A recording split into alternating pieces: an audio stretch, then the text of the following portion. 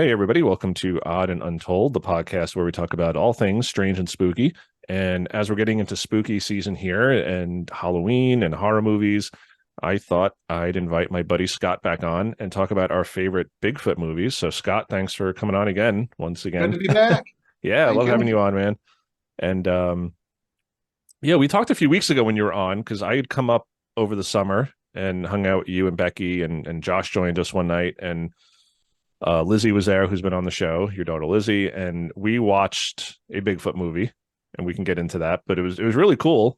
Um, so I thought we would just kind of talk about our favorite Bigfoot movies. Not that there's a ton of them out there. I was doing some Right. research just because I had this idea, like, oh, let's talk about Bigfoot movies because you and I are always kind of talking about, did you see this? Did you see that? And it's usually YouTube stuff. It's usually guys on YouTube. Bob Gimlin, not the Bob Gimlin, the other Bob Gimlin. Um, but but I was thinking about like Bigfoot movies, and I come up with like three or four that are like really that I feel are real quality Bigfoot movies. And then you showed me this one when I was up over the summer that I'd known about but had never seen, and it was really good. But yeah, when I was doing my research, there's a lot of Bigfoot movies out there, but a lot of them are just not good. Crap. Yeah, they're Yeah, crap. they are. So I thought we just kind of run down some of our favorite Bigfoot movies just for people to watch because people may not know like if they wanted to watch a Bigfoot movie, where do you go? I mean, like you want to watch a ghost movie, you can, Poltergeist, you want to watch there's certain movies that you can just go to and people know of them, but Bigfoot, like I think a lot of people would be hard pressed. I mean, aside from like Harry and the Hendersons, which is a fine movie, Right. and we can talk about that one because I do like that movie.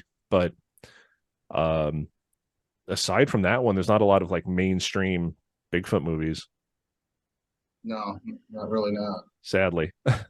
Yeah. Um, so do you want to start off with some of your favorites and then I can jump in? And again, I'm guessing there's going to be a lot of overlap here, but Yeah. I mean, there's not, like you said, a lot of dedicated movies, to Bigfoot, well, there is, but not a lot of good ones. If you go back into the 70s when there were more of documentaries, than movies, with the Peter Graves, oh yeah, and the Schick Sun Classic, all those from back in the 70s that were really cool, but not really movies. They were more documentaries when the Bigfoot craze was really starting its zip there. And but like you said, I mean, there is a, I've gone through Prime and Netflix and everything, Bigfoot, Sasquatch, whatever. And I mean, there's like you said, if you got four or five, I got maybe two Bigfoot movies that I'll give any kind of credibility with. But we've all talked about that one, the badge, the Bible, and Bigfoot, and that yeah. was. Oh, it's funny. My I mean, son asked if we were going to talk about that tonight because you how mentioned can it when you? we were up there, and how can we I not? mean, So you got to give it the four thumbs down, just because I don't even know what to say. I mean, that the acting was absolutely horrendous. It was just like you and I, if you and I were to do it, because I'm sure we couldn't have done any worse job than what they did for that movie. Really, I don't think we could. I mean, the acting was horrendous. The description and the portrayal of Bigfoot when you did see anything was worse.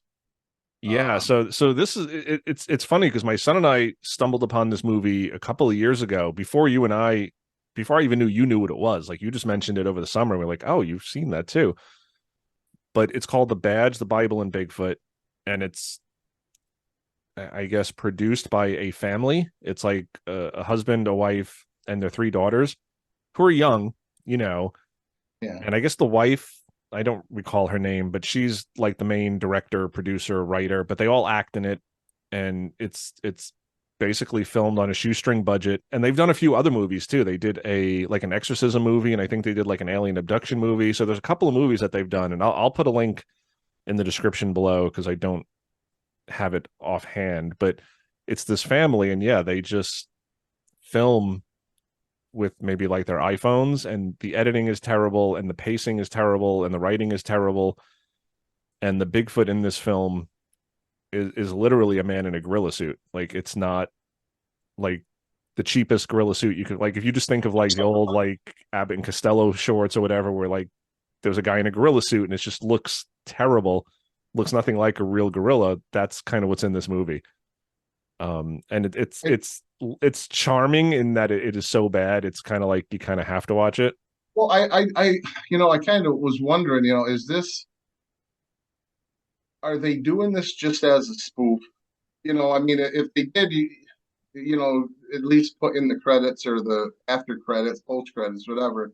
We know nothing about Bigfoot. We just thought this would be cool to make this story up. I mean, but if they genuinely thought that they were putting something out there that was even how, even if not sticking to what people believe Bigfoot to be, it wasn't on any point of what anyone anywhere, whatever camp thinks that Bigfoot is. That's how bad it was. I mean, well, it was abducting kids, right? I mean, I didn't watch the whole. I got to the point where I just couldn't stand it. But weren't kids disappearing, or the girl disappearing, Yeah, yeah, twins, or something, whatever? And it was just like, I can't watch it no more. It was that bad. So I mean, if it was a tongue in cheek spoof type thing, like say you and I just decide, you, Josh, and I, and grabbed a couple people and said, let's make a movie.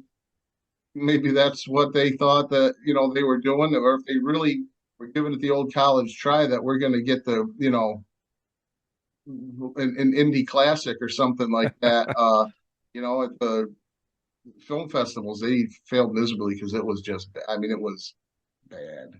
yeah. And talking as bad as that is, because the one that we just watched, one of my two favorite movies, all right, which is Something in the Woods. That by no means was grade A actors. Like, that. I mean, but they sure did a wonderful job of doing the best that they could. And even the kid actors I thought did pretty good. It's not for what type of budget that I'm sure they had, they did that very well. So, and it was based on a supposed true story.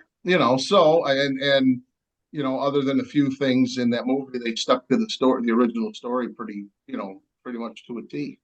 Yeah, and that was based on the Cowman of Yeah, Coropolis. right, right. And yeah, the acting wasn't bad. I mean, like you said, it wasn't like Academy Award winning type stuff, or big Hollywood budget type stuff. And there were a couple of scenes that were a little cringy, but I think Mm-hmm. overall it was pretty well done. Even like this, like the secondary characters, I thought did a really good job. Mm-hmm. And again, like it's based on a true story, and uh it just I think they brought that to life really well, and just sort of showed this family like being besieged by this creature in the Right. woods, and And just what they were going through. and when I first watched that, I didn't know it had anything to do with the original, story of it. It's the Cowman of Copalis Beach out in California, or is it Oregon? I don't know. It's somewhere on the West Coast. But anyway, I was, just started watching the movie and following the storyline, and it was like, man, I've heard this story before. And it took me a while to put two and two together that it was from that original story, and it was driving me nuts for a while. I'm going, I know I've heard this before. And then I don't know if I heard the story, if I heard the story told again, and that's what it was. And they did a good job, because I mean, I've heard that with all the podcasts I've listened to, you know, almost every single one of them has told that story, a historical story of that, that was happening.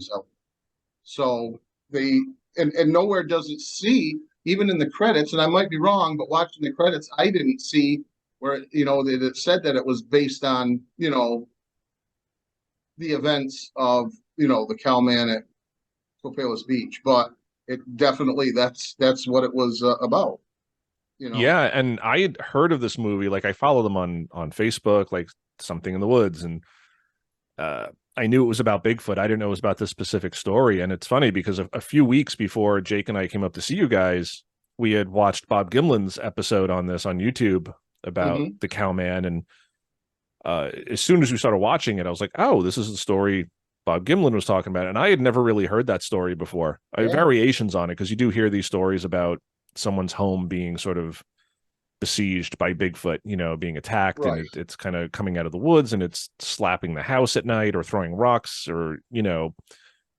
just the family kind of out in the middle of nowhere who's dealing with this type of stuff, and then they have to up and leave, and it's kind of you do hear it from time to time. It's not uh, a very prolific story, but it's out there. Hmm. You do hear people who have these experiences, but the specific story, the cowman, because they had two sons, and the youngest son was kind of like allegedly talking to this creature. The thing would come to his window at night, and he didn't call it a big. They didn't really have that name for it back then, or Sasquatch. It wasn't like really permeated through the popular culture. So this little kid who was 4 or 5, I think, just called it a cowman because it was like a Right. hairy man that I guess maybe just looked like a cow to him. Out in the field, yeah, yeah, in the pasture. That's but I mean, because like I said, I mean, I've heard that story on Will Jevning's show.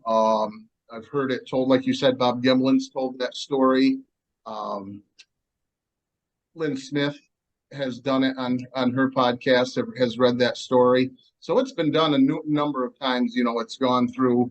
I even think Cam Buckner did it on Dixie Cryptid too. I think he's probably read that story as well.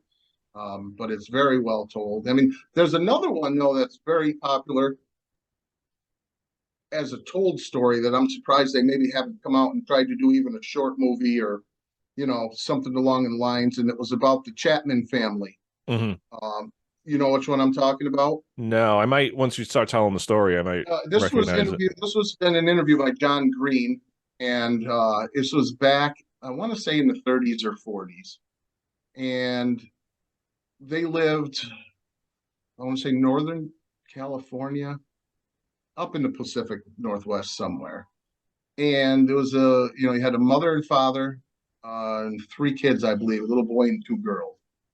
And the father worked for the railroad, and the mother stayed home doing, raising the children, type stuff. Well, when the husband was away at work, this thing came down, and the kids were out playing, and she one of the kids comes up to the mother and said the same thing, says there's a big cow out in the field, must have got loose. So, she poo-poos it away and that, and then they finally, really, he's out here, so they go out there and she sees this thing. And she realizes what it was, a hairy man, or a Sasquatch, or, whatever their native traditions were. And they have a lot of, I don't want to say superstitions, but beliefs that you don't look at these things because bad things will happen to you. And a lot of the tribes, of North America did have that same type of mojo with them. Mm-hmm. You don't make eye contact, they were always, after the women and kids type thing. So anyway, she had been doing laundry and hanging clothes on the line, and this thing started to come at him. So she takes the blanket that she was hanging up over the line, and it's even said in the story, not exactly sure. She hid the kids behind the blanket because she didn't. What was it that they didn't? She didn't want the thing to see the kids, but didn't want to look into their eyes either because bad death. Some of them say, those native traditions. You look at them in the eye, bad stuff is like death is going to happen.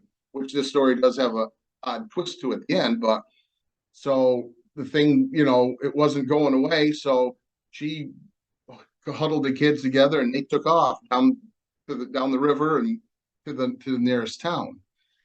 So when the husband got done, he must have missed them while they were leaving. He was zigging and zagging. Well, he came home and the house was in shambles. They had a 55-gallon barrel of salted fish that was smashed all over the place. They found tufts of hair like on the door jams way up high. So the husband ended up seeing their tracks, so they went and followed them to the town to find out what had happened. Mm-hmm. So they ended up coming back. The whole family came back, and it never really came back while the husband was there, but they could hear it. They could hear it. It's bellowing off in the distance, but it scared them to the point where they just said, "Oh, hell," they left the house altogether. And I'm not telling the story verbatim. I'm kind of in a nutshell, but sometime afterwards, it was all but one of the family. I guess one of the kids died of some kind of disease, and I believe it was either the mother and father and the other two all died. They drowned in the river. Their boat flipped over. Wow. So it was kind of an ironic twist to to what really happened there. But that's the story that I'll just type. All you got to do is Google. Just say Chapman's Bigfoot story, and it was relayed by John Green. And John Green, he vowed that was that he was that it was a true story, that wasn't baloney or embellished or anything else like that. So, but Hmm. that's a very popular story that wouldn't surprise me. It surprised me that it hasn't come up, in some kind of, either a short movie or even a full movie. Yeah, there's tons of stories like that that could be dramatized. Like there's something in the woods that would be really cool to see, because that movie was again low budget, but very well done and very effective. And no bells and whistles, no CGI, no Right. just a very straightforward movie about a family dealing with this, and some scares and stuff. But it's all practical effects. It's all kind of grounded in reality. It's none of the portals and Oh UFOs and yeah. throwing all that other stuff in, and Right. it just tells the story. And yeah, I think the Chapman one would be a good one to do as well. Yeah. Like I said, when you get a minute, just type that, and like I said, a lot of people. I know Dixie Cryptid has done it, and I know Will Jevning has read it, and so has Lynn Smith, and so that's a pretty popular story that's out there that's been around. Kind of like Ape Canyon, or like what's his name there, who supposedly got abducted. We did one Oh, not too Albert long. Osman. Albert Austin. Yeah. So I mean, this is a regular story, an old story that's been out there for a long time as well. But that gives that credibility is the fact that that was the whole interview was taken by John Green, and he thought it was. Yeah. Yeah, so that was a really cool flick, and my son even liked it, and he's 16, and Yeah. I thought he was going to be bored, bored to death, and he was like, no, that was really cool, and he wants to watch it again at some point, like he was like, that was a Yeah. good movie. So well, yeah, so there's something in the woods. That's I was going to go for that one as well. That's one of my Well, picks. if you said you had 4 or 5 ones that you like, I'm going to let you run with that for a while, because there's really only two that I thought were worth anything. But you can go for a couple now. Your turn. So yeah, so the one that I wanted to mention was The Legend of Boggy Creek. Ah, So you forgot about that one. my bad. Yeah, yeah, you got it. All right, so uh, that's a check mark. But you tell it. Yeah. yeah, so How did I forget that? I don't Uh, know. I don't know. that's okay. I had three, but Yeah. I'll Okay. give that one you. Go ahead. Okay. And I know what your third one's going to be, but Yeah. uh, yeah. So Legend of Boggy Creek. Charles B. Pierce directed this and produced this back in the early '70s. It was like a drive-in movie, kind of cult classic. That again, low budget, and it's kind of a documentary about the Boggy Creek creature down in Falk, Arkansas, and it's a documentary, but it's really just pieced together with recreations. I mean, there's some interviews in there, but it's mainly recreations, and it's just like it's grainy. It's from the '70s. It's kind of got that washed out color, but that's kind of its charm, and it's just such a Yeah. great flick. And Have you seen it redone in the new version? I've seen clips of it. I've seen clips, like side by side clips online of like Yeah. the original and the remaster, because I had bought it on Yes. DVD years ago, like when it first came on DVD. And I don't even know if it was official. It was just like a direct transfer from the VHS. So it's just kind of it's on DVD, but it was very grainy Yeah. and Same here. crackly and Same here. I um, heard the remake though or the redo or whatever in the higher remaster. def Yeah, is pretty cool, but I haven't seen it either. yeah. I need to pick it up. It's one of those things that like every time I reminded of it, I'm not in a position to buy it. I'm either out or I'm like at work or and I'm like, oh, when I get home, I got to order that DVD, and I keep forgetting. But just such a great flick, and they used to show it on like TNT, and it was like a late night movie. I first saw it like on Monster Vision with Joe Bob Briggs way back in the day, and just so many like cool scenes, because the recreations are really great and just Yeah. really scary. And again, you don't see much of the creature. It's kind of like done in Jaws style, where it's like less is more, and The charm of it. Yeah. that's the charm of it. But yeah, again, and it's just '70s, and it's down in the swamps of Arkansas. Boggy Creek. Um, so that's one of my favorites. I can throw that on anytime and just watch it. And um, Charles B. Pierce, the director, he narrates it. And like I said, there are interviews in there with some witnesses and people who have had encounters, but a lot of recreations of some of the stories that they're telling. Uh, the arm through the window is the one that always used to get me when I was younger, Yeah, and that was like my yeah. favorite part of the movie. Was just the arm through the window, and it's funny because When, they have some sequels. There were a couple of oh, sequels. yeah. Uh, so there was I think the other one was just called Boggy Creek, and that Two. was technically the second one. But then there's Boggy Creek 2, The Legend Continues, which is Yeah. technically the third movie.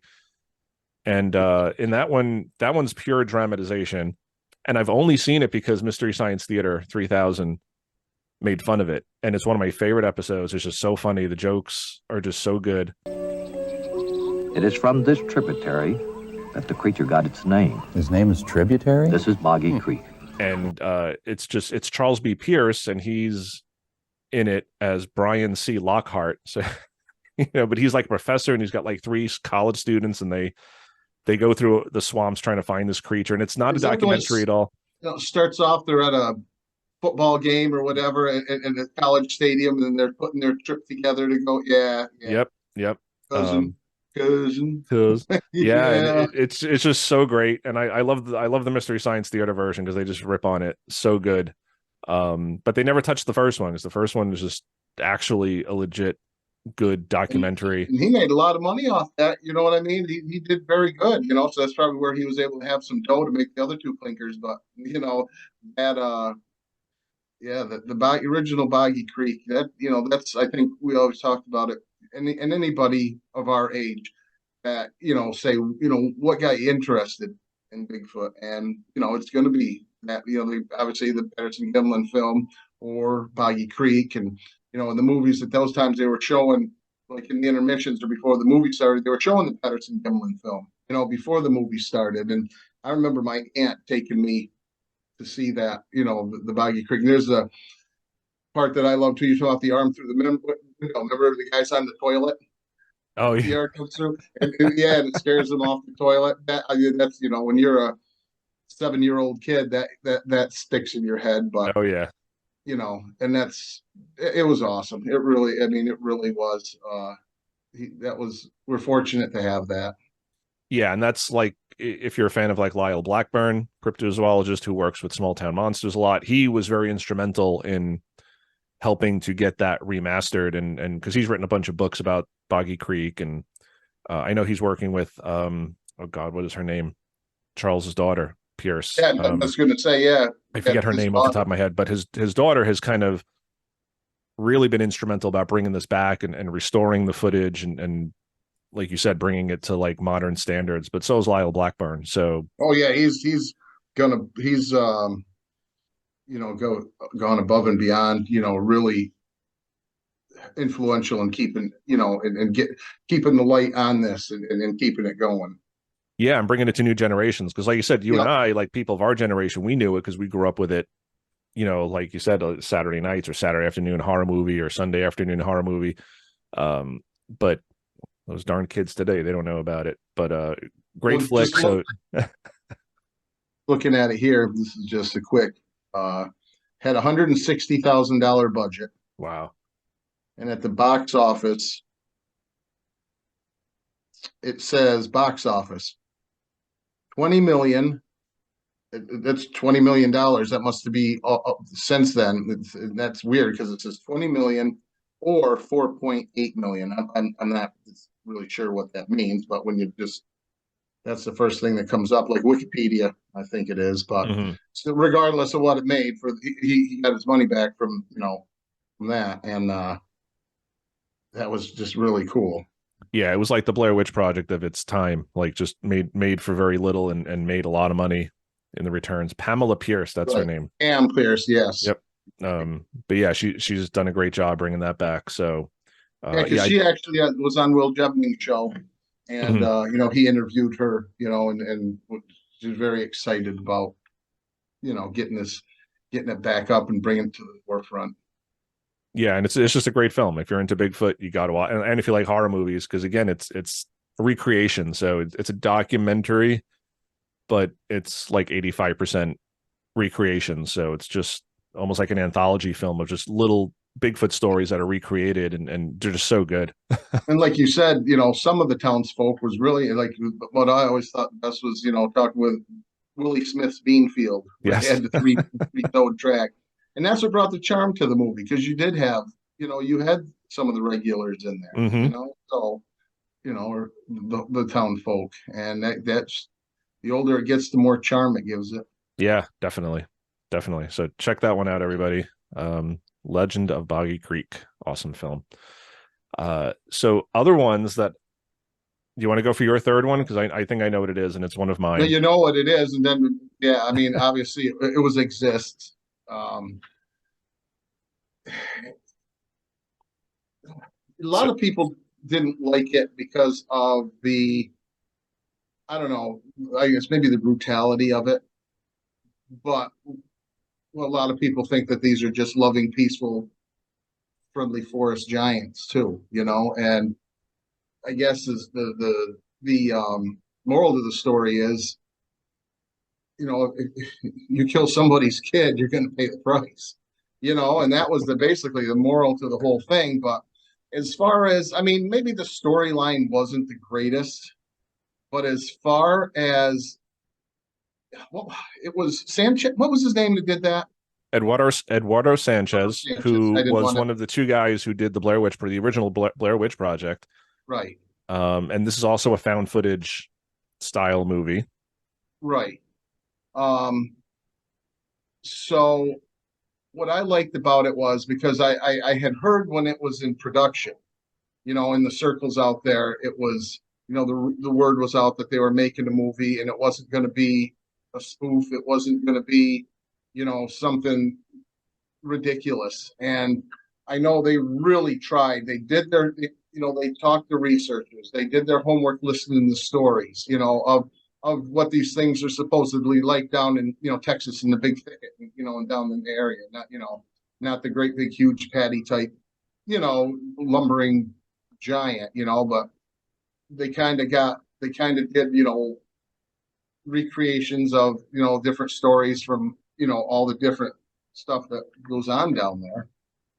And, doing the research of how these things act, how they run, how they're reportedly running, from witnesses, and how these things, can go all fours, and they can go right down and be stealth and gone, and, all the stuff that, everyone who's seen them says they can do.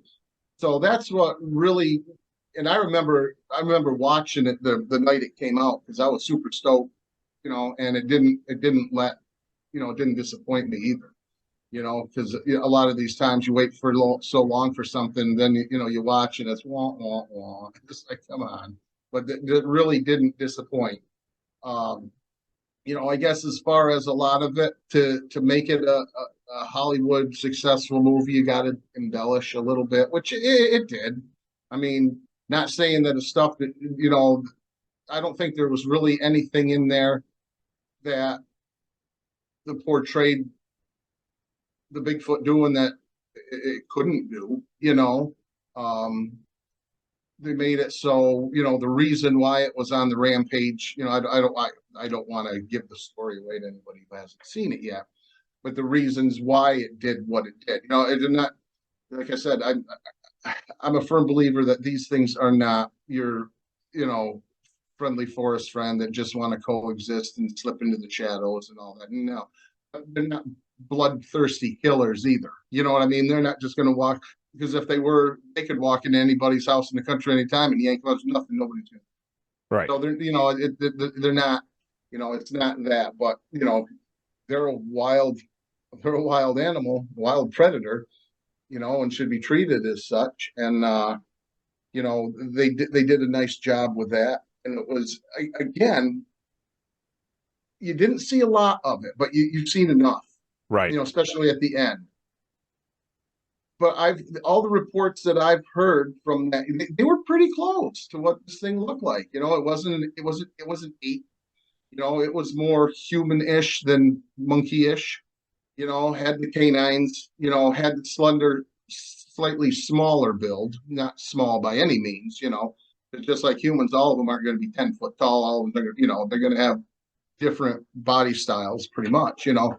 But, you know, from all the, you know, the stories I had heard from that part of the country, I think they did their homework real good and got the creature to look pretty close, you know, to what it's described as down there. And then again, when you do get to look at it, which if it looks like a southern Texas Bigfoot or not, I don't know. Never seen one, but it's still, if that doesn't, again, that was I probably that was the best costume without being CGI that I've seen in a Bigfoot movie, and it's probably not even close to what they look like, but still the best. Which goes back to the, you know, our original argument there, and that was done in what, 2014, I believe it was, and Something like that. Yeah. yeah, 2014 or 13 or 4, I think it was 14. If that doesn't tell you 2014. Yeah. how true the Patterson Gimlin film is, because even to this day, with all the rest of the movies, with this technology of the day, they can do anything today. They can't come close to having a Bigfoot in a movie look like the Patterson Gimlin film. So I mean that you know, that just end of story for me. That I, you know, unless proven otherwise, I'm in the camp that the Patterson Gimlin film is real, because if they can't, with the technology they have today, make a movie, CGI or not, to make it look what they reportedly like, existed is pretty close to what I would say, you know, a Bigfoot down in that part of the country looks like. Yeah, and that's one of my favorite parts of this movie is just the creature, and it's all practical effects. I mean, there's probably a little CGI in there just to smooth backgrounds out, or you know, but it's very minimal if it's there. I mean, I can't really pick it out. It's typical found footage fare, honestly, and I mean, Eduardo Sanchez kind of pioneered that with the Blair Witch Project, so you can't fault him too much for that. But No. I think a lot of other found footage movies do this trope much worse, you know. And it's and again, this is like a bunch of friends who are going into a cabin for a weekend party, you know, and they're drinking and they're smoking weed, and of course there's like the one pothead guy, and there's like the one responsible guy who's like the pothead's big brother, and Yeah. there's the girls, and then there's the guy trying to like film the girls in their bikinis, and it's a little cliche That, overall, and the story is a little bit thin, but it doesn't need to be complex. It's they go into the right. woods, there's an incident that causes this Bigfoot to go nuts, basically, and like you said, it's got a reason. It's not just because it's a psychopathic, Right. bloodthirsty, demonic creature from another dimension that some people would have Right. you think that these things are. It has like real motivation, and by the end of the movie, like it's a horror movie, but you kind of feel for the creature a little bit, as much as you feel for the people, and it's just it's really effective, and again, it's a good just like turn your brain off sort of, Yeah. you know, You're right. film, and Exactly. again, the acting I feel like is really done well Yeah. for a found footage movie. You don't get too many found footage movies where the acting is really good. um but it is here, you know, it's believable, and yeah, just very effective use of the creature, and the motivations and the practical effects, and just like a really good, I mean, even, you know, my son doesn't get scared too easily, you know, he's 16, but we watch this movie and there's certain scenes where it's like really Oh, intense, and yeah. he's just like, Yeah. you know, it's really effective, really good, kind of like Blair Witch Project, you know, you kind of Right. get And these that's where, scenes you know, where, they did their homework, because, you know, the little details in that is what I picked up on. You know, like the way it run, and the way it was, you know, like screaming when it was running, when he was paralleling him on the bike, oh you yeah. know, and that type of thing. You know, I mean, it was just like they did their homework here. You know, this wasn't a lumbering beast trying to hide behind a tree and peek in a window. You know what I mean? And then or just put its arm through a window. You know, it tells you, you know, how stealth and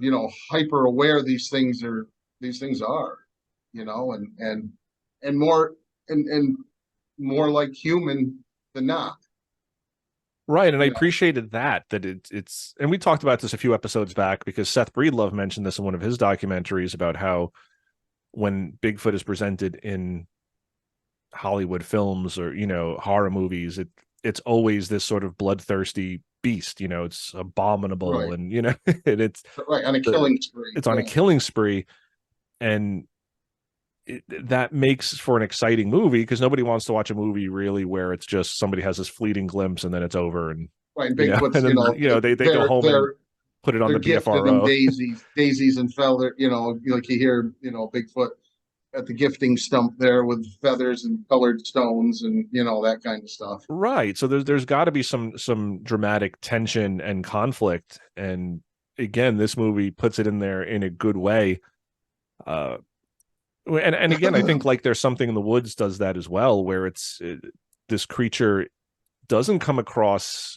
To go back to that movie for a second, There's Something in the Woods. That Bigfoot did not come across as terrorizing this family either. I mean, the family was scared, but the creature came across more as curious and maybe just feeling threatened that its territory is being encroached on. Again, you have a motivation for it. It's not that this creature is just walking the planet looking for Well, people to rip in half, because it's right. psychotic and sociopathic. But in a lot of the stories that you do hear in several of them, which is kind of disturbing, is these things do have an interest in young kids. Yes. You know what I mean? So that was, and you get a young enough kid that you hear in this story, and you've heard other stories that aren't necessarily afraid of these things. They think they're like a big man, a big monkey, or whatever. And I not just this story, Something in the Woods or the Cowman at Galapagos Beach. You hear of these things coming up to kids' windows, Mm-hmm. tapping on Oh the yeah. windows, trying to get the kids' attention. That's creepy. That you don't know what their intentions are. It's just and you just hear too many stories about that. What is the intentions of these things? And even going back to the Native American tales, that the kids, I mean, that's the stories that kept the kids in and kept the kids in after dark and not wandering too far away. Were those just stories to keep the kids in check, or is there truth to that? That these things would snatch kids up. Yeah, but Who you knows? like you said, you do hear a lot of these stories where kids or young children, and they're usually like 4 or 5. They're usually young enough where they don't really understand what they're seeing, and that's why they call it a cowman. They call it the Right. monkey or the hairy man. Like they're not calling it Bigfoot. They're just saying, oh, the man was at my window last night, and the parents are just like, what? Like, who was at your window? Who? Why? And yeah, like Right. you said, whatever it is, I mean that's got to be terrifying for a parent to hear that story from a child. That, oh yeah, the cowman was talking to me through my window last night. Like, what the hell is that? And it's unwholesome. It's just like Oh yeah, absolutely. um so yeah, I mean, so both of those movies really, and Boggy Creek too, the Legend of Boggy Creek, there's almost a curiosity on the part of the creature. It's not, again, that this thing is running roughshod through town and murdering people. It's just kind Right. of it's coming into a trailer park, or it's coming up to someone's house and peeking in the windows. It's more like this curiosity, or just that it has no choice because like people are just encroaching on its territory and building houses and living closer and closer to the wilderness, and these Mm-hmm. things are just kind of popping out and saying, hey, what is going on? What are you doing? And then of course people are going to shoot them, or because they're scared. So I do appreciate that these movies don't make it so black and white that this is just an evil demonic creature that wants to murder you. Right. It's an animal and it has motivations, and so that's always interesting for me. So yeah, Exists. That's a great film. 2014. Eduardo Sanchez. I don't know why I'm saying it like that. I'm having trouble talking tonight. Eduardo Sanchez. Yeah, great flick. And I mean, I love Blair Witch Project, so I loved Exists as well. Can you guess what my other movie will be? Now that I've mentioned Exists and found footage.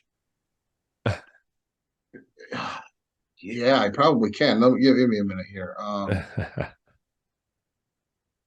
geez. Lost Coast tapes? That's a good one. That was going to be an honorable mention because I do Yeah, like that for one. you. Yeah. Uh, it's that one's good, but not not the one I was thinking of. I was thinking of Willow Creek. Well, okay, Bobcat Bobcat Goldthwait. Goldthwait Yeah, directed yeah, and starring Bryce Johnson, who's now on Expedition Bigfoot, yeah, yeah. which that's a story for another show. Uh, because yeah, any Bigfoot show, TV show is questionable at best. But I like him. You know, he used to have a podcast. He seems like a cool guy. Uh, you know, he's caught up in the TV show thing, and that's fine. That's his business, and I don't know how much of it is fake and how much of it is true. But he was in Willow Creek, which is a found footage movie, directed by the stand-up comedian Bobcat Goldthwait, who had the funny voice back in the 80s. I mean, we grew up with Bobcat, you know, Police Academy movies, and Yep. he was in some other stuff from the 80s, and just to think of him as directing movies is kind of weird. But Right, but it's he's cool because he's interested in this topic, so at least he's bringing that to us, yeah, because you know, he's a Bigfoot enthusiast. He's really into the topic. He's not just some guy like, oh, let me just make a Bigfoot movie. You know, he's like really into it. And he also did a lot of research for his movie. And his movie is it's very different than Exists, whereas Exists is kind of very typical found footage. Like I said, the group of friends, they go into the woods, they act stupid, and then they kind of get their asses handed to them. yeah, And it's kind of like, okay. And that's just a trope that goes back to like Friday the 13th or Nightmare on Elm Street, like any of those like teen slasher movies. But this one's a little bit different. It's just a guy and his girlfriend trying to go to Bluff Creek where the Patterson Gimlin footage was filmed. And this movie's it's a very slow burn. And I don't know how much you enjoy this movie. I really like this movie. I've only seen it once, and it was a long time ago. Mhm. And I think what year did that come out? Let me check. It was right. I think it was like right before 2013. Yep. So it was like right because I think it was Willow Creek, and then yeah, Exist came out like a year later. Right, because you had, like I said, there was that Lost Coast tapes, which turned out to be I don't know, the end of that really lost me. I wanted to be like a UFO or something, wasn't it? I honestly I forget. I remember like there I do were too. I mean, it's just, and I don't even know why I remembered to say that, but that was, I was like searching the Rolodex in my head for for Willow Creek, and that popped up first. But yeah, it was like almost a Bigfoot movie all the way through, and then coming at the end, it was a UFO, and maybe it was an yeah, there alien. was it was something real weird. And again, it was one of those movies that had like a lot of potential and there was a lot of cool parts of it. And yeah, like you get 90% through the movie and you're like, okay, I'm on board. Like, where's this going? And then yeah, the end just loses you and you're like, Yeah, it was like, they didn't stick the what's landing. happening? Yeah, Yeah. right, right. But Willow Creek, yeah, it's a very slow burn. It's just like I said, Bryce Johnson's character is dragging his girlfriend through the Pacific Northwest, trying to find the Bluff Creek site where Patty was filmed. And for most of the movie, nothing happens. You know, it's just like this very slow burn. And then stuff does start happening. And there's which I appreciate, there's a scene in the movie. It's about 20 minutes long. It's one continuous take. So the actors did a great job with this. And it's just, they're just in their tent at night and they're being kind of stalked by these creatures, and it's all sound. It's all just Yeah, sound design and knocks. wood knocks and Yeah, rocks being thrown and hitting the tent. Yeah, hitting the tent, the chatter and the howls and footsteps. And it's just the camera just on these two actors reacting to these sounds. And again, the sound design is so great. I remember I saw this movie in Manhattan, like opening night. We went to the IFC theater, which I forget what that stands for. Independent Film Channel yeah. Theater. We used to have a station on cable, was IFC, which had a lot of good movies on it. Right. So this is like a theater in the city. It's Yeah. like in the village. And so me and my wife Laura at the time, we went to go see it. And there was like two other guys in the theater with us. It was a tiny little theater. It's probably the size of most people's living rooms. And I remember like we were just bored for most of this movie. Well, I wasn't, but she was kind of bored. And then for this 20-minute scene, she was just like holding on to me and like burying her face in my arm and being like, nope, nope, nope, nope, nope, nope, nope. And she's like, this is why I don't go camping with you ever. Nope, nope, Yeah, nope, yeah, nope. yeah. And it's such a good scene and just so well acted and directed. And it's like I said, the movie's a slow burn. It's not as action packed as like Exists, but for me, like that one scene alone is worth price of admission. And Oh there's a yeah, scene yeah, before that that is very um typical of Bigfoot stories, like where people like leave their camp for the day to kind of go swimming or to go look for firewood or to go hiking, and then they come back and like all their stuff's like thrown around, scattered.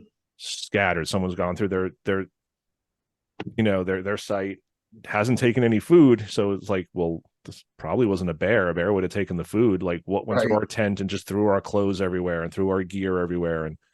And so a lot of cool little aspects of true Bigfoot stories, like what you would hear in real life. Again, the ending, I don't know if you remember the ending. The ending's a little iffy for me. Wasn't there an old woman or naked girl or something? There was, and because they had hinted earlier in the movie that there were a lot of disappearances from the surrounding area. And I think the naked woman at the end was supposed to be one of the girls on the missing poster. So the ending is ambiguous. You don't know if these are actual Bigfoot creatures. You don't know if these are like weird mountain men who are Right. just abducting people. And they leave it a little ambiguous, which I didn't really love, but I think the film is effective as a Bigfoot film and just as a found footage film, which there aren't many good ones of those. We don't have a lot to choose from. You're right. You're We don't have right. a lot to So choose from. So it is one of my I have favorites, and I've I watched it have a bunch of forgot about times. that. So I give you credit for bringing that one up because yeah, I mean that was pretty much as good as we get. I mean, you talk about Harry and the Hendersons. So that was the '80s, right? Or was that an Yeah, early '90s? I Late think '80s, early '90s. I believe it was late 80s. Let me see. I kind of have these pulled up. 1987. Okay. So, what that, I mean, that depicted what most people, I don't know if they believe, but want these creatures to be, the benevolent, misunderstood, just trying to stay away from humans, humans encroaching on their territory, it's all man's fault, that type of, if Bigfoot does anything bad, then we deserve it because we did something bad because they're benevolent. You know what I mean? They would never do nothing to hurt you, so that kind of set the tone for a lot of years what, people thought Bigfoot was capable of being or what it really was, or, even what it looked like for that matter. That was I mean, I guess for 1987, I don't know if, all the technology and everything or the I mean, it did win an Academy Award for best makeup for the creature design. that's what I'm And saying and for it, that time. Yeah. yeah, You know what I mean? It's just, I don't know if they had to go on what they have now, what these things look like. You know what I mean? I will say though that for 1987, the way they made the thing look was a whole lot better than most of the movies that they do now in 2023. So I mean, it deserved every award it won. I'll say that for it. But what's funny is because when you remember the hunter there, the French hunter, mm-hmm, that was allegedly supposed to be based on Rene Dahinden. mm-hmm, And his father there, the bait shop owner or whatever there, was it John Lithgow's dad, mm-hmm. was supposed to have been based on John Green. Oh, okay. Yeah, so there's been admissions and denials over the years if that's really, in a nutshell what those that was based on those two guys, but probably never know. But Yeah, they're that never was going to admit always it. They're just going to say, "Oh no, this is a fictional character," because they don't want to right, pay right. royalties. But yeah, of course, they're pulling from the lore. And almost When they every fictional book I've read or movie, there's always like the Lauren Coleman ish character, or the yeah, Renee Dahinden ish character, or the Ivan Sanderson ish character, or John Green, or Bindernagel, or yeah, or some somebody based on amalgamation. them. Yeah. Because that's who's out there, and they're going to say, "Oh yeah, Hmm. let's get the or Grover Krantz, the bearded guy," and um, yeah. And I haven't seen Harry and the Hendersons in a long time, and it's to me, it's a comedy. It's not really a Bigfoot movie. It's a comedy with Right. Bigfoot in it. It's Right. not. It's a feel good movie. Everybody, you know what I mean? There's a good story behind it and everybody, it's all, everything works out in the end. It's all Hmm. good. Nobody got killed. Nobody got, no dogs got eaten, and, but I'm going to say this before I forget, not so much movies, but I've been listening to a lot of Will Jevning. Uh, I listen to him. I mean, Hmm. he's my go-to guy anyway. But he had been doing one of the weeknights. He had been reading. He has someone that reads, like, narrates chapters out of Ivan Sanderson. Right. And if you can, the science, because Sanderson was a scientist, and you listen to his writings, and this was done back in the 60s and 70s. If if you like that sort of stuff, I mean, it's not all Bigfoot encounters, but it's more, a lot of it, is, he call it ABMF, the abominable snowman, doing a lot of the Yeti, when that was coming out big. But if you could listen to some of the audio books of his Ivan Sanderson's books that he wrote, it's amazing. Oh yeah. It is absolutely amazing, the science that's in it. There's nothing out there now. Meldrum's got the market cornered because I mean, he's the big shot. He's the credible scientist who's gone out on a limb to say these things. Unfortunately, we lost Bindernagel. That's a damn shame. Hmm. Okay, because he was a champion for of academia to take this stuff. But if anybody was ever really interested, read anything by Ivan T. Sanderson. This man was a genius. I mean, you listen to the stuff that was written even before in the 50s, 60s, and 70s, the stuff that he had written and the research that this man did for this subject. I don't think there's anybody out there. There's nobody has done had put the research in to publish books what Sanderson did. His it's amazing. I mean, I lay there listening to it at night, and it's just like, oh my God, if someone should bring this up to these people that are out here now, like the Yahoos out there, Bryce, what's his name, banging on trees and call blasting and having monkey pheromones drop from drones and whatnot. Listen to what Sanderson wrote in the pages back then. I mean, it's absolutely amazing. He did so much work, and nobody knows of him. Nobody knows nothing of him, and it's absolutely amazing. And the stuff that he's talking about then stands so true now. It's just, like I said, if you ever get a chance to, just if you go on Will Jevning's site and just listen to, he'll have the, like, this night's chapter 13 or chapter, or whatever. It was, I believe, one second here. Hmm. And I can tell you exactly what the book was. It was just like such a special point in time back then because you kind of had this phenomena of really hitting the mainstream, and you had these guys like Sanderson, DeHinden, John Green, Peter Byrne. You had guys who were like real experts in their fields, scientists looking into this. I mean, these were not guys who, grew up wanting to be cryptozoologists. These are guys who were zoologists, scientists, and they wanted to investigate this. And like you said, you don't really see that anymore.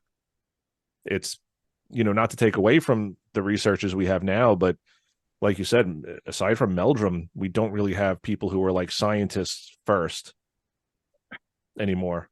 And I'll tell you Meldrum's story. But first of all right, so this was 1961. Ivan T. Sanderson, Abominable Snowmen, Hmm. Legend Comes to Light. That is absolutely, if you're like me and you don't have, that's the biggest difference between my wife and I. She's a voracious reader. If Hmm. the print's not that big for me, forget it. But listening to it home to me, it's absolutely fascinating. And you can get it on Amazon.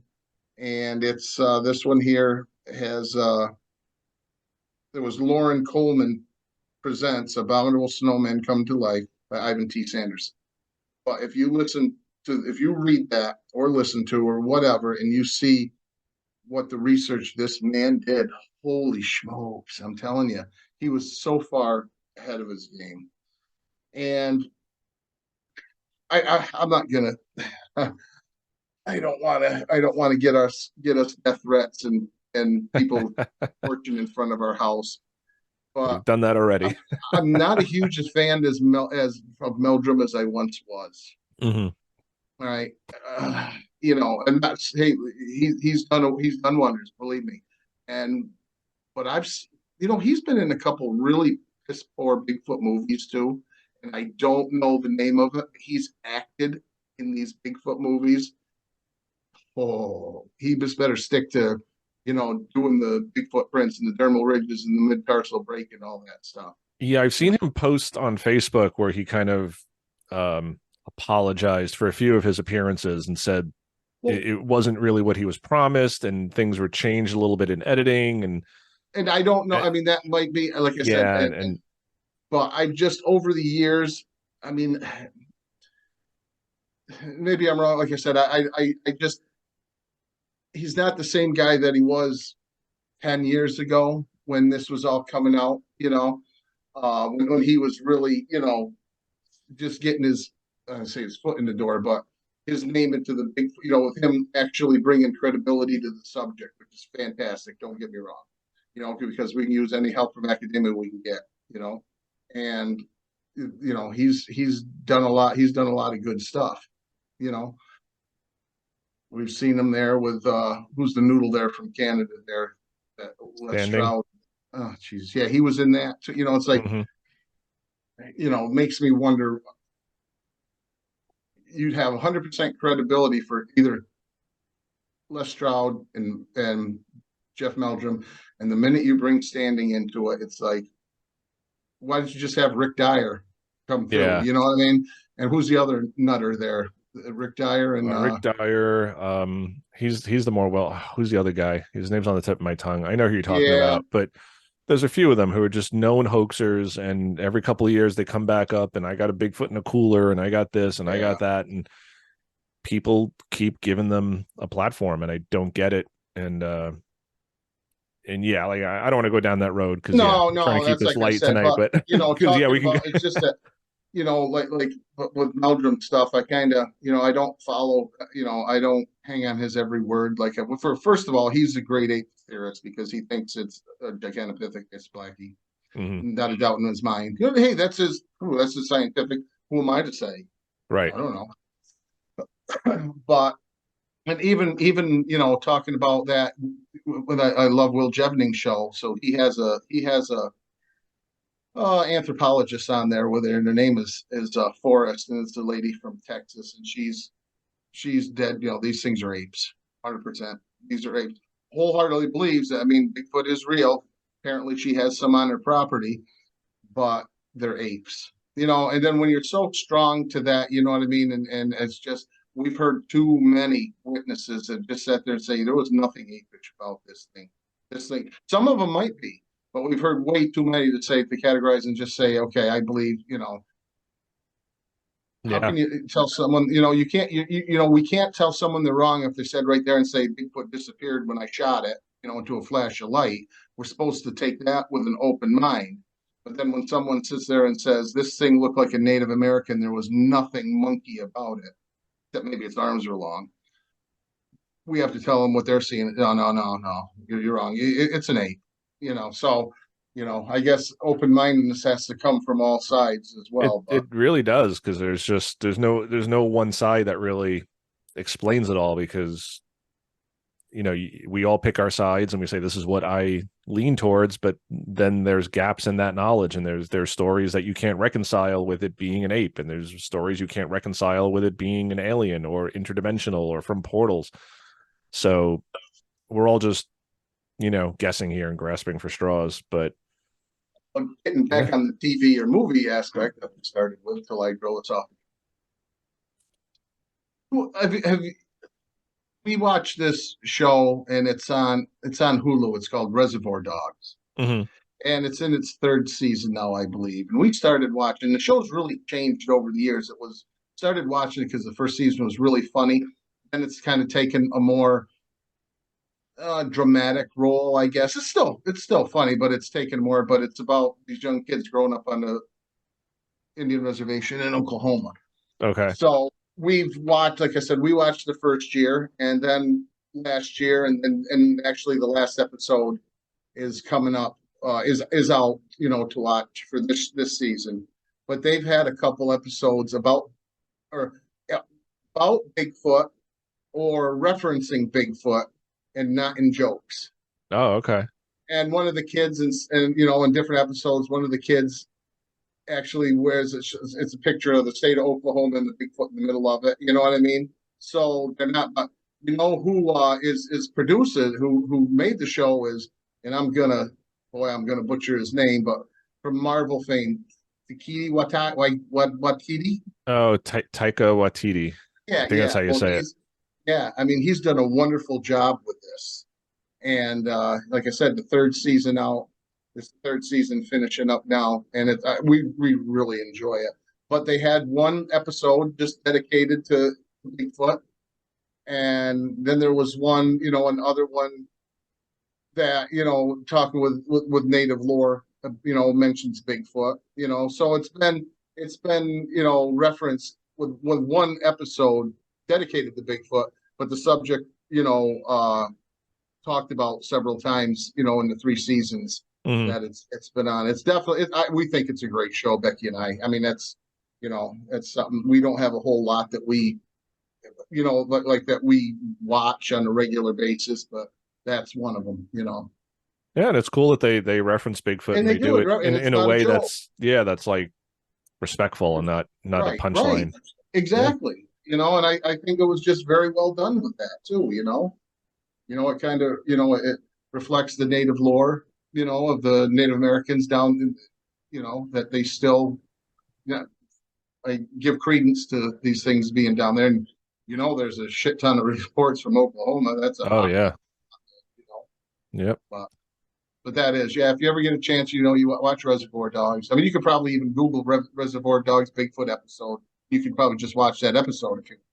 Yeah, yeah. I might check it out just because I've Yeah, heard people talk about it. But yeah, we like it. We really like it. It's a good show. A lot of young kids, real good young, and they'll have guest appearances of people in there, big name actors that they'll slip in there from time to time.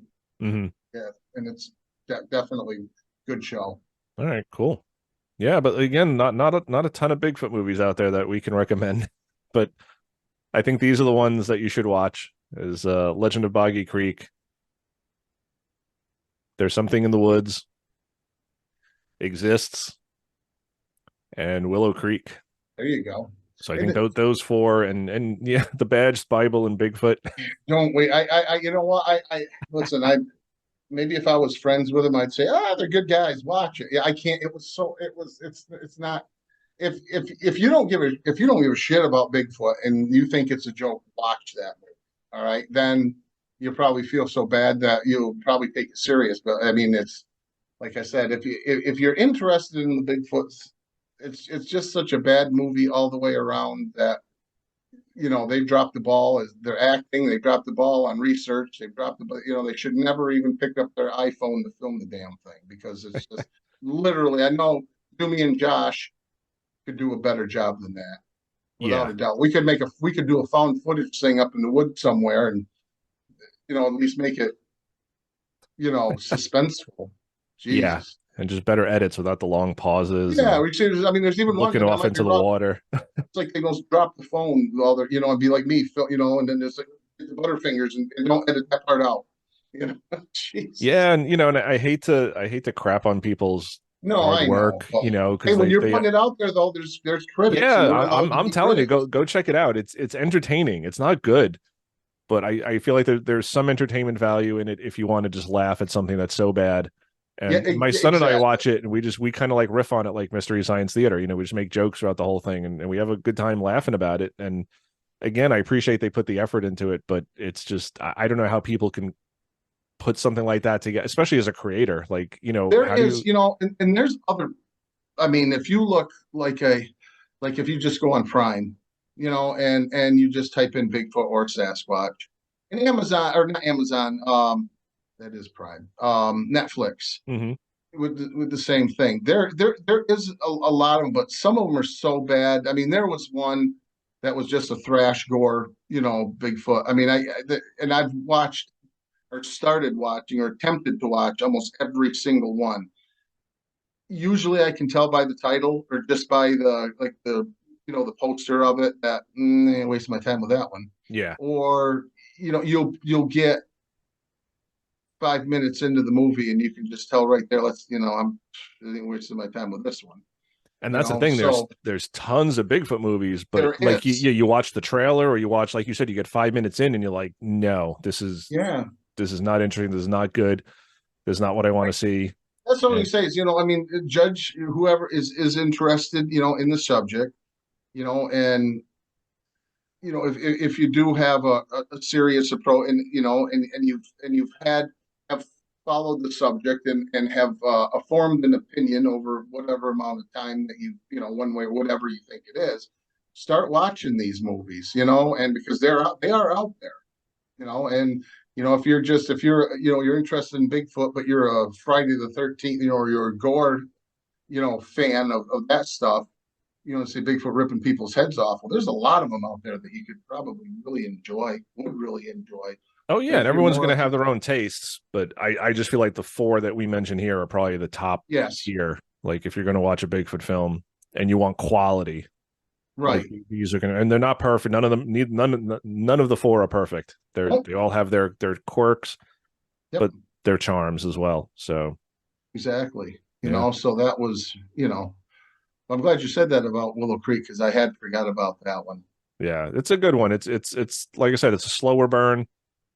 The ending's a little ambiguous for me, and I don't love it. But I've always loved Bobcat Goldthwait. I think Oh yeah, just I any appreciate. celebrity, yeah, any I mean, celeb I who's like appreciate the, into it. and there was a what was that?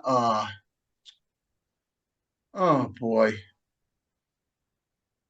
Rob Lowe and his kids. Oh Remember yeah, that? the low And files, yeah. yeah, and some of that was pretty good. And what I kind of like because they did it was like almost along the line. Remember Jack Osborne and Silent Bob, Hmm. their Bigfoot thing out there. So I give them credit because they're out there. I mean, when if you're Jack Osborne, you can do whatever you want to do. I mean, he had all the tech, he had all the, what I mean, the latest night vision and Oh everything yeah, else. yeah.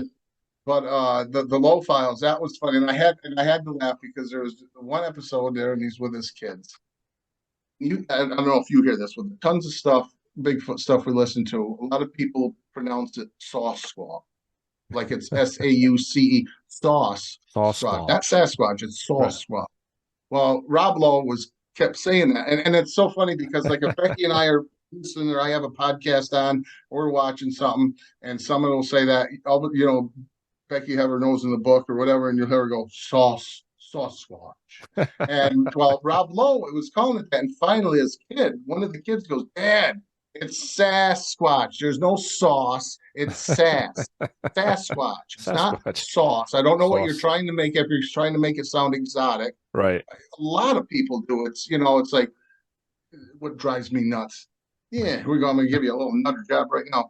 Same thing. They try to be, it's the same people. You can't spell color COLOR no more. We have to go back to the old English COLOUR if you Right. notice that, because that's the proper color. Favor, same thing. It's not just FAVOR. You have to have the OUR because that's proper. But anyway, watching these shows, and I just forgot what the hell I was going to say because I went from one thing to another so damn. You go to the King's English as far as color and That's right. favor and theatre.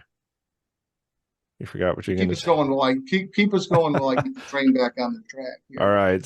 So yeah, while Scott tries to remember those four movies, Legend of Jesus, Boggy Creek, There's Something in the Woods, Exists, Willow oh, Creek. There he goes. I got it back. Okay. Another rant of mine is Okay. when listening to the literally thousands of sightings and podcasts and everything else. I just love it how I guess it's the type of people like maybe if you're from the city, and I'm going to use just your. I can't really use you because more of the wilderness than I do, and I live it. You know what I mean? But I just love how whenever anyone is out and whether they're camping or whatever, they're out in their yard. Everything is out in the forest. We call them woods here. Now, if you're deep in the Adirondacks, that's the forest.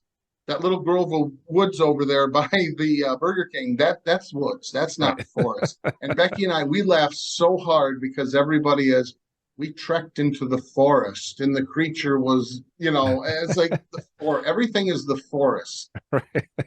The people who live in them call them woods. Right. You went I 10 mean, feet into the the wood movie line. is something in the woods, not something in the forest. Right. It makes it sound, you know what I mean? It's like, we don't go into the woods to cut down a tree. We go into the forest to harvest a tree. Right. It makes it sound a whole lot better. But that's just a little pet peeve of mine that I figure I'd get off my chest just to, so quit using forest. Just say Yeah. woods. Woods. Something in the woods. It's in the woods. Something in the woods. Yeah. It's in the woods. All right, man. So I've kept you long enough.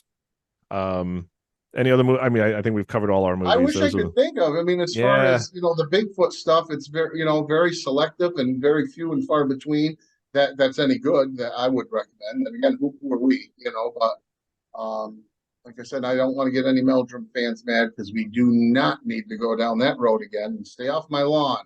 I'm not saying Meldrum's bad. I'm not saying that. We love right. We can disagree with certain things that he has said. We can disagree with. I mean, and right. Again, like I love Peter Byrne, but I didn't agree with everything he said. Grover Krantz, I love Grover Krantz, but I didn't agree with everything he said either. And it's just you can disagree with these guys and still like really love them and appreciate them and respect them. And I respect all of them. And same with Meldrum. Same thing, with Bindernagel. I mean, I don't. First of all, who am I to disagree with John Bindernagel? All right, the man, left us way too soon and has forgot more than I'll ever know if I live to be 110.